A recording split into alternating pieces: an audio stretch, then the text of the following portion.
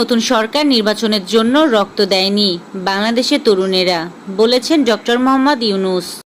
তারেক রহমানের দেশে আসতে বাধা নেই, বলেছেন স্বরাষ্ট্র উপদেষ্টা। জয়কে ক্ষমতায় বসাতেই চিকেন নেকে নজরদারি বৃদ্ধি।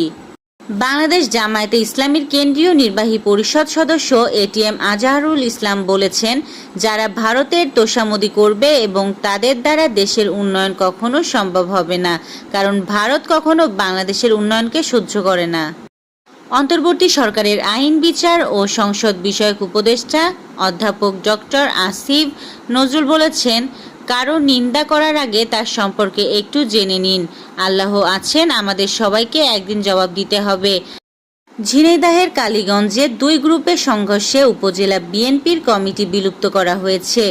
এরই পাশাপাশি বহিষ্কার করা হয়েছে দুই নেতাকেও। ভারতের আহমেদাবাদে 244 জন আরোহী নিয়ে একটি যাত্রীবাহী বিমান বিধ্বস্ত হয়েছে।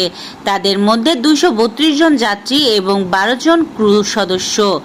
এয়ার ইন্ডিয়ার পক্ষ থেকে এক বিবৃতিতে বলা হয়েছে, ফ্লাইট AI 171 আহমেদাবাদ থেকে লন্ডনের গেট উইক যাচ্ছিল।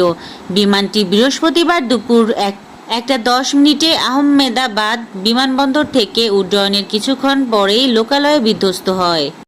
গাজা উপত্যকায় গত 24 ঘন্টায় ইসরায়েলি বাহিনীর বোমা হামলায় 120 জনের বেশি ফিলিস্তিনি নিহত হয়েছেন।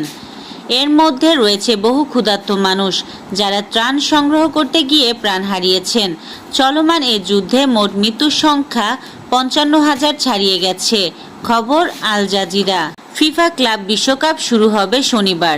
এই টুর্নামেন্টের পারফরমেন্স দিয়ে নিশ্চিত হতে পারে এবারের ব্যালন ডি'অর বিজয়ী।